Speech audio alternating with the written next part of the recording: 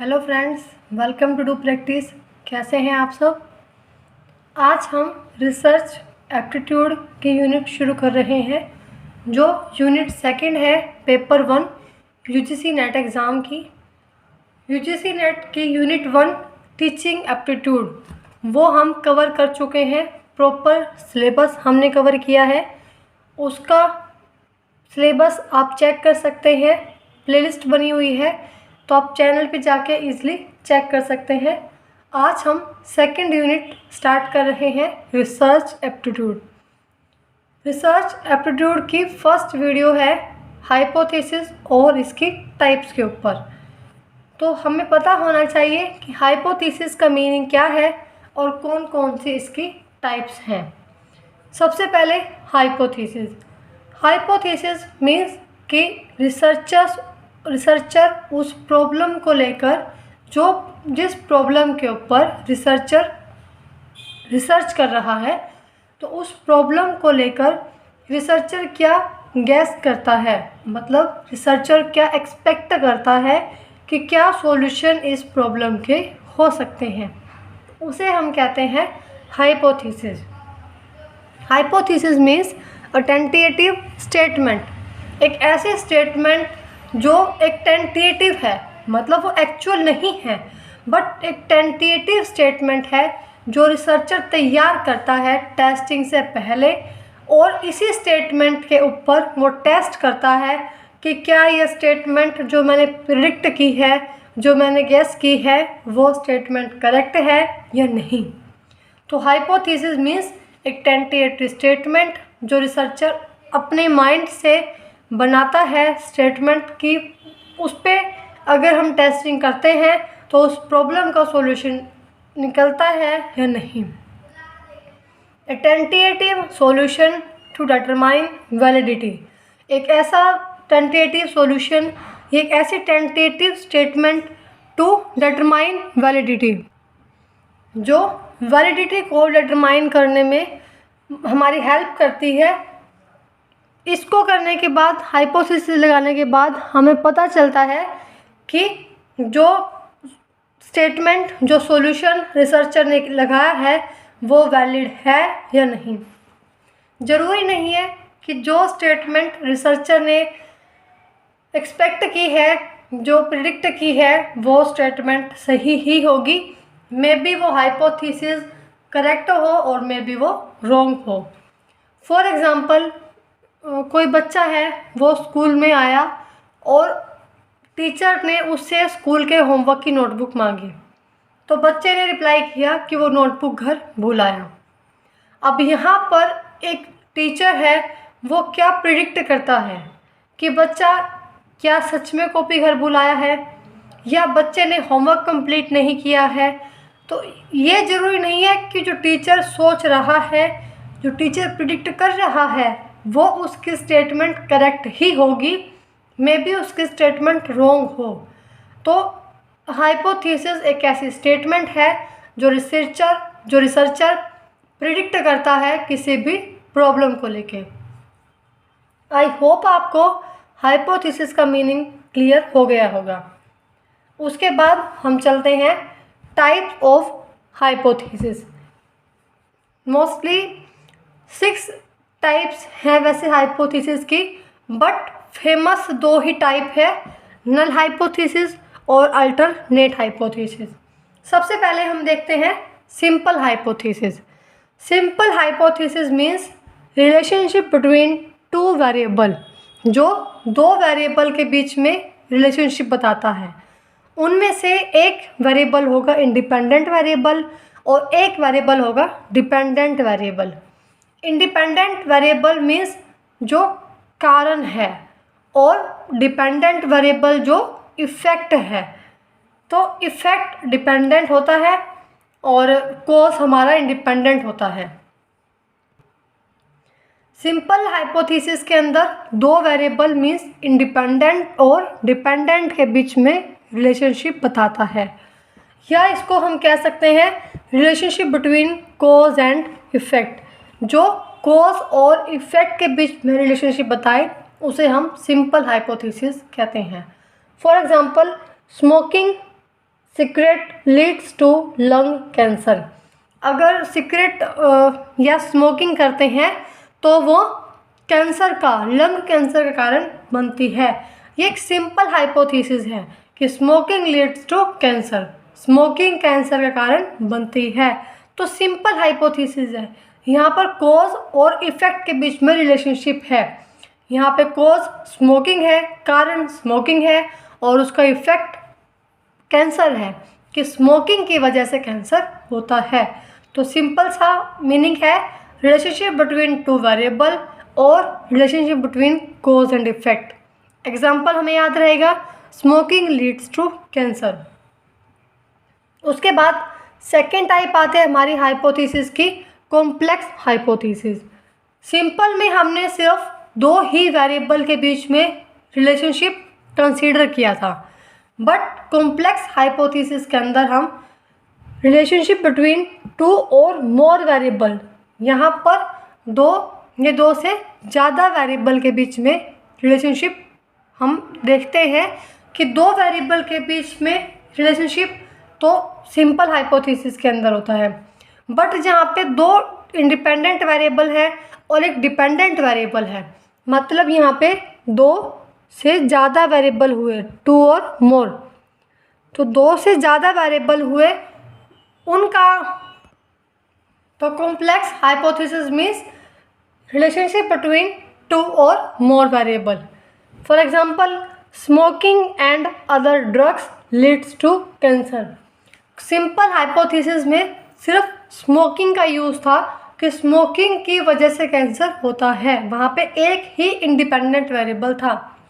But complex hypothesis के अंदर दो इंडिपेंडेंट वेरिएबल है, स्मोकिंग एंड अदर ड्रग्स, दो इंडिपेंडेंट वेरिएबल और एक डिपेंडेंट वेरिएबल है कैंसर।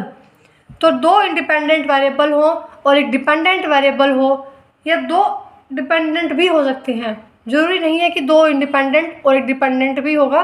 यहाँ पे टू और मोर है, दो और दो से ज़्यादा कितने भी हो सकते हैं। तो एग्जांपल है कि स्मोकिंग और अदर ड्रग्स की वजह से कैंसर होता है, तो ये कॉम्प्लेक्स हाइपोथेसिस का एग्जांपल है। उसके बाद हम देखते हैं नल हाइपोथेसिस और अल्टरनेट हाइपोथेसिस। उसके बाद हमारी दो इम्पोर्टेंट टाइप्स हैं, नल हाइपोथेसिस और अल्टरनेट हाइपोथेसिस। नल हाइपोथेसिस का मीन्स है कि नल मीन्स जीरो। सबसे पहले हमें पता होना चाहिए null means zero. Null hypothesis means there is no difference between variable, दो वेरिएबल के बीच में कोई भी डिफरेंस नहीं है। मतलब दो वेरिएबल हैं, एक ए वेरिएबल है, एक बी वेरिएबल है, और दोनों ही इक्वल है, ना तो ए ज़्यादा बेटर है और ना ही बी ज़्यादा बेटर है।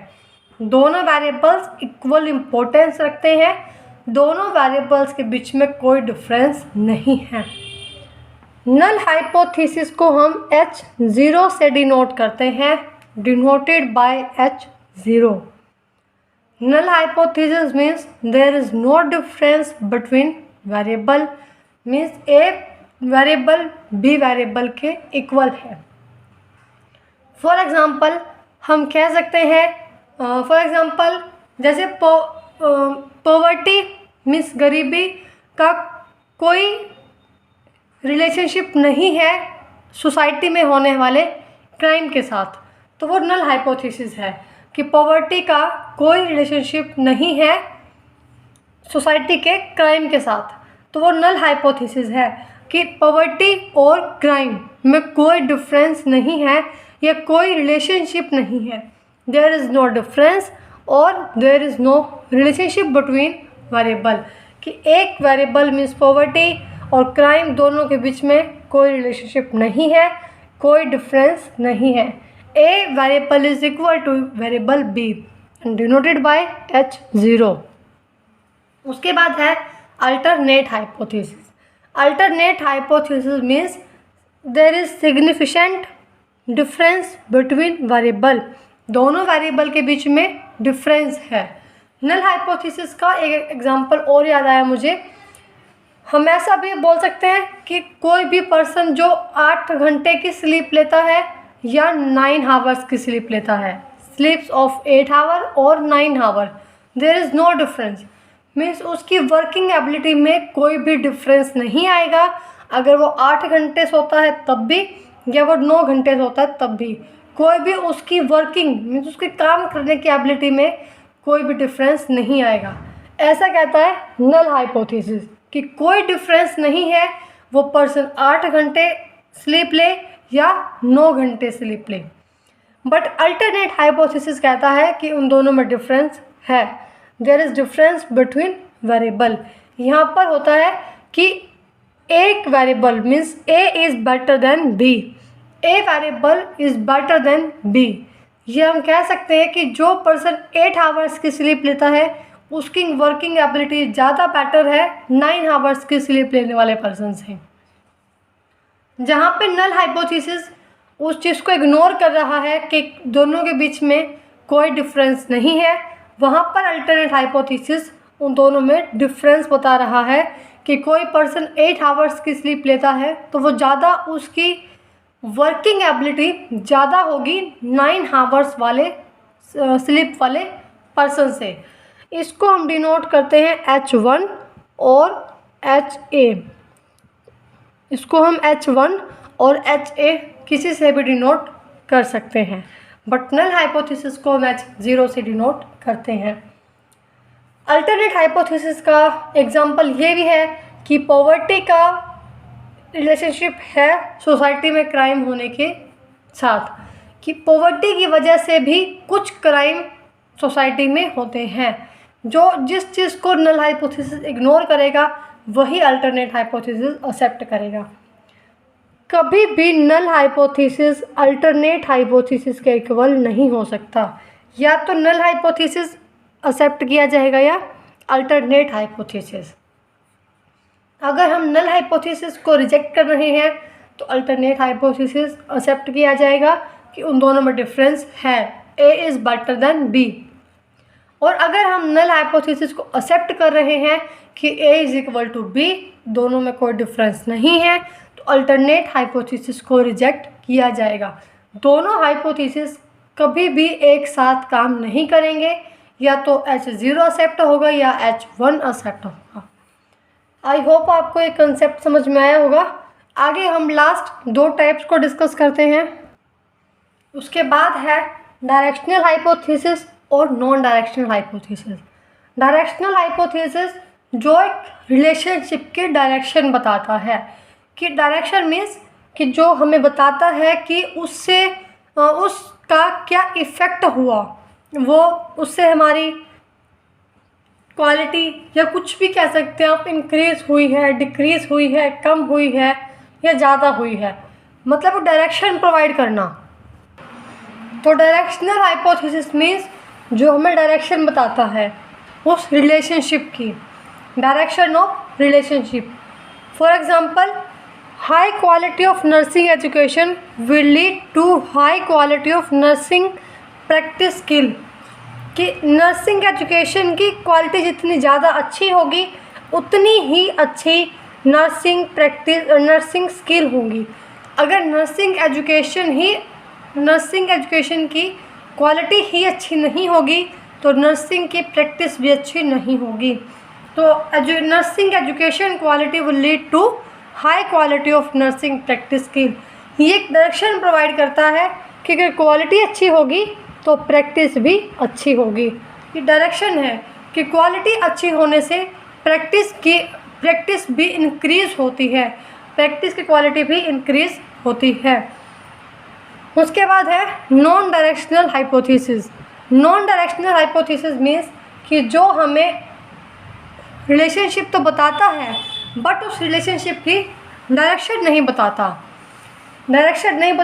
Non directional hypothesis just relationship बताता है।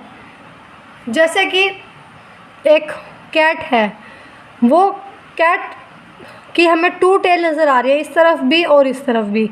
अब हमें ये नहीं पता कि वो कैट किस तरफ जा रही है, या इस तरफ जा रही है या वो इस साइड जा रही है, लेफ़्ट जा रही है या राइट जा रही है, क्योंकि वो हमें एक रिलेशनशिप तो बता रहा है कि यहाँ पे 2 कैट है, टू टेल है, मतलब यहाँ पे दो कैट हैं, उसी वजह से दो टेल होंगी। बट ये नहीं पता कि कौन सी कैट किस तरफ जा रही है। चेक, अब ये टू टेल हमें नज़र आ रही है, ये दो कैट हैं। एक रिलेशनशिप हमें पता है कि यहाँ पे दो कैट हैं, बट उन दो कैट की डायरेक्शन क्या है, वो किस तरफ जा रही हैं, हमें ये नहीं पता। मतलब ये रिलेशनशिप तो बताता है बट डायरेक्शन नहीं बताता। For example, teacher student relationship influence student learning. Teacher student का जैसा रिलेशनशिप होगा वो स्टूडेंट लर्निंग को इन्फ्लुएंस करेगा। अब ये तो इन्होंने बता दिया कि रिलेशनशिप है टीचर स्टूडेंट के रिलेशनशिप और स्टूडेंट लर्निंग के बीच में, बट कैसा रिलेशनशिप है वो नहीं बताया, या क्या डायरेक्शन है। अब इन्होंने बताया है कि टीचर स्टूडेंट का जैसा रिलेशनशिप होगा वो स्टूडेंट लर्निंग को अफेक्ट करता है, बट कैसे अफेक्ट करता है, उससे उनकी स्टूडेंट लर्निंग इंक्रीज़ होती है, डिक्रीज़ होती है, ऐसा कुछ नहीं बताया। जस्ट ये बताया है कि स्टूडेंट लर्निंग अफेक्ट होती है, बट कैसे अफेक्ट होती है, क्या डायरेक्शन है, इंक्रीज़ होगी लर्निंग या डिक्रीज़ होगी, कोई डायरेक्शन नहीं बताता हमें, नॉन डायरेक्शनल हाइपोथेसिस। तो ये था हमारा hypothesis and its types. I hope आप सबको समझ में आया होगा। कुछ डाउट है आपको इस वीडियो में, इस टॉपिक पे, तो आप कमेंट में पूछ सकते हैं। और वीडियो अच्छी लगी है तो वीडियो को लाइक कीजिए, शेयर कीजिए एंड कमेंट कीजिए। और अगर आपको रिसर्च एप्टीट्यूड के किसी और टॉपिक पर वीडियो चाहिए तो आप कमेंट में बता सकते हैं, कमेंट सेक्शन आपके लिए ही है।